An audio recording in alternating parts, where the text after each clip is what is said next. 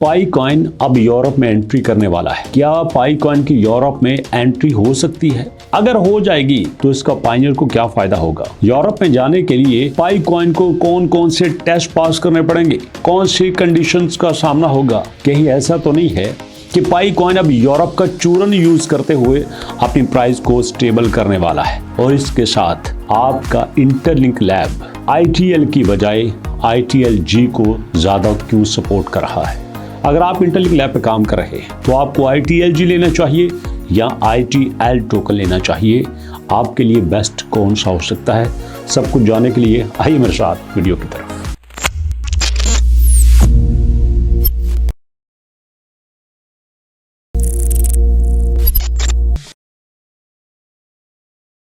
बिस्मिल्लाहिर्रहमानिर्रहीम। अस्सलाम वालेकुम दोस्तों, आपने देखा कि पाई कॉइन पिछले कुछ दिनों से मार्केट में बड़े अच्छे तरीके से टिका हुआ है। जितने भी कॉइन हैं सारे के सारे अपनी स्टेबिलिटी खो रहे हैं। कभी कोई बुलिश ट्रेंड पकड़ लेता है और कभी कोई बारिश में आ जाता है। कभी आपका बिटकॉइन 95 पे होता है, कभी 83 पे होता है, कभी आपका XRP 3.0 पे होता है, कभी 1.9 पे होता है। तो ये सारी बातें आपके क्रिप्टो को बड़ा ही वोलेटाइल बना रहे हैं। तो ऐसे में पाई कॉइन की क्या स्ट्रेटजी है इस वक्त तक मौजूद है? देखा जाए तो पाई कॉइन का ट्रेडिंग वॉल्यूम बहुत स्लो है। अब ये जो स्लो ट्रेडिंग वॉल्यूम है ये एक्सपर्ट के मुताबिक ये कंसोलिडेशन पीरियड में आता है, ये कंसोलिडेशन जोन में आता है। कंसोलिडेशन जोन का मतलब ये है कि यहाँ पे इन्वेस्टर आहिस्ता आहिस्ता आहिस्ता आहिस्ता आ रहा है। अगर इन्वेस्टर यहाँ पे आहिस्ता आहिस्ता आ रहा है तो क्या इसका मतलब ये है कि इन्वेस्टर किसी बड़ी चेंज का वेट कर रहा है, या फिर इन्वेस्टर अपने पैसे को इकट्ठा कर रहा है, एकदम से मार्केट में एंट्री देगा और पाई कॉइन कुछ बड़ा करने वाला है? हमने यहां पे इन्वेस्टर को डिस्कस नहीं करना, हमने देखना यह है कि जो पाई कॉइन ने यूरोप की न्यूज छोड़ी है उसके पीछे क्या रियलिटी है। क्या पाई कॉइन वाकई यूरोप में जाने की तैयारी कर रहा है? तो भैया ये बात बिल्कुल ठीक है कि पाई कॉइन वाकई यूरोप में जाने की तैयारी कर रहा है। पाई कॉइन ने माकाई कंप्लायंस व्हाइट पेपर सबमिट करवाया है और उसके रिजल्ट 28 नवंबर को आने वाले हैं। कहा यह जाता है कि पाई के पास कोई ICO नहीं है, कोई प्राइवेट सेल नहीं है, कोई फंड रेजिंग नहीं है। यहाँ पे जितने भी टोकन हैं सारे यूजर ने माइन किए हैं और टोटल ऑडिटेबल उनकी सप्लाई है। तो इस वजह से पाई कॉइन को पूरा यकीन है कि मैं यूरोप के सारे रूल्स को फुलफिल करते हुए यूरोप में अपनी एंट्री दे दूंगा, और जब मेरी यूरोप में एंट्री हो जाएगी तो कोई भी यूरोपियन मुझे ईजिली खरीद सकता है। अगर कोई मुझे खरीदने की पावर रखता है, ताकत रखता है, खरीदता है, तो अल्टीमेटली उसकी डिमांड भी बढ़ेगी, और अगर उसकी डिमांड बढ़ जाएगी तो अल्टीमेटली उसकी सप्लाई भी बढ़ जाएगी। और यहाँ पे कहा यह जा रहा है कि इस वक्त पाई कॉइन के पास एक बहुत बड़ा एज है जिसकी वजह से इसको यूरोप में बड़ी सपोर्ट मिल सकती है। वो है green light form of energy, क्योंकि यहाँ पे व्हाइट पेपर के मुताबिक, पाई के व्हाइट पेपर के मुताबिक पाई जो है वो 0.0024 TWh पर ईयर की जो पावर है वो यूज कर रहा है, जो कि 99.9% जो है वो आपके बिटकॉइन से कम है। इसका मतलब यह है कि इसकी माइनिंग बहुत ही सस्ती होती है, चीप होती है एज कंपेयर टू आपके बिटकॉइन के। तो ये यूरोप के लिए बड़ा ही सूटेबल है और बड़ा ही फिजिबल है। ऐसे में पाई कॉइन की यूरोप में एंट्री हो सकती है। तो जैसे मैंने स्टार्ट में कहा, क्या इस बात से पाई का बुल रन स्टार्ट होता है? तो उन्होंने कहा कि 28 नवंबर को ये पब्लिक डिस्ट्रीब्यूशन के फेज में आ जाएगा, जो कि 450 मिलियन लोगों की मार्केट है, और इससे मार्केट के एक नए दरवाजे पाई के लिए खुलेंगे और ये नए दरवाजे पाई को बहुत ऊपर लेके जा सकते हैं। ऐसे में थोड़ा सा हम चेक कर लेते हैं क्या इस व्हाइट पेपर के आने के बाद यहाँ पे ट्रांजैक्शन में कोई फर्क पड़ा है कि नहीं पड़ा। आप देख सकते हैं कि इस वक्त हमारे पास 24 घंटों में जो बड़ी 100 ट्रांजैक्शन हुई हैं, उन 100 ट्रांजैक्शन में जो सबसे बड़ी ट्रांजैक्शन है वो किस लेवल पे जा रही है, वो कितने टाइम पे हुई है। और उसके अलावा हम ये भी चेक करना चाहते हैं कि डॉट पाई डोमेन पे आपका डाटा कहाँ पे चल रहा है, सबसे बड़ी बिड कौन सी थी, और उसमें अगर सबसे बड़ी बिड 30-40 हज़ार पाई कॉइन पे है तो इसका मतलब यह है कि सब कुछ स्टेबल है।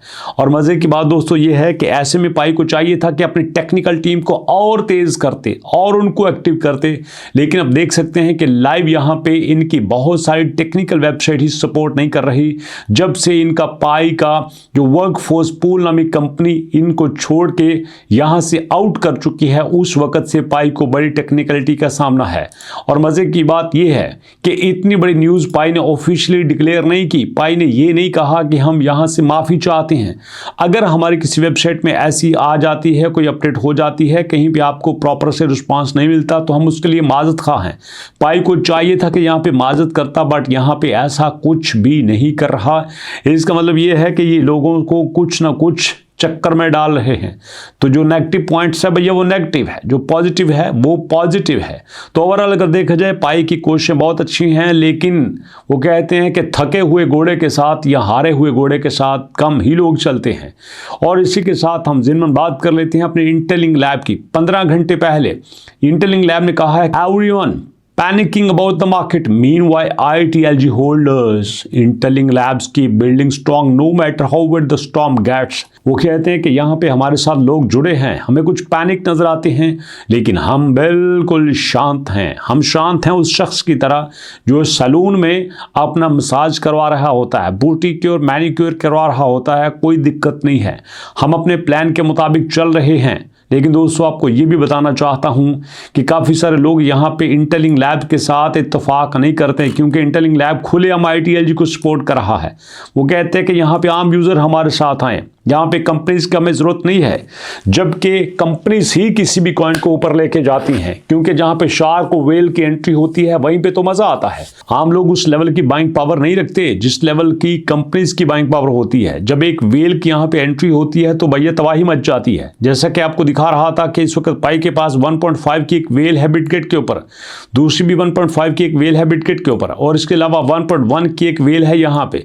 तो ये बड़ी वेल्स ही यहाँ पे चेंज लेके आती हैं, छोटा मोटा कोई भी चेंज लेके नहीं आता। लेकिन बजिद हैं आपके इंटेलिंग लैब वाले के नहीं भैया, हम यहाँ पे बड़ी वेल्स को नहीं बल्कि आम आदमी को सपोर्ट करने वाले हैं। इट्स अप टू देम, ये उनकी अपनी पॉलिसीज है, हम इसके बारे में क्या कह सकते हैं।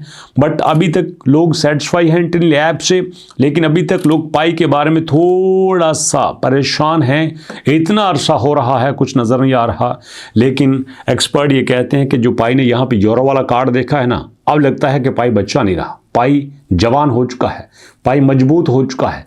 जैसे आपका 18, 20, 22 साल का बच्चा अपनी अपनी ख़तरनाक किस्म की शरारतें शुरू कर देता है ना घर में मोहल्ले में, तो ऐसे ही पाई ने अब ऐसी शरारतें शुरू कर दी हैं जो कि इसको क्रिप्टो की दुनिया में नेक्स्ट लेवल पे लेके जाएंगे। लेकिन देखिए हमारे पास 3-4 दिन बाकी हैं, इन 3-4 दिनों में पाई क्या रिजल्ट दिखाता है और आपका इंटरलिंक लैब क्या करता है। जैसे कमेंट सेक्शन में ये मैं ज़रूर पूछना चाहूँगा कि आप कार्डन कॉइन के बारे में क्या कहते हैं। उसका बड़ा रौला सुना है कि भैया उसके बारे में कोई अपडेट दीजिए। तो भैया कार्डन कॉइन के बारे में अगर आप जानना चाहते हैं, अपडेट लेना चाहते हैं, तो कमेंट सेक्शन में कमेंट कीजिएगा। मुलाकात करेंगे नेक्स्ट वीडियो में, तब तक के लिए अल्लाह की अमान।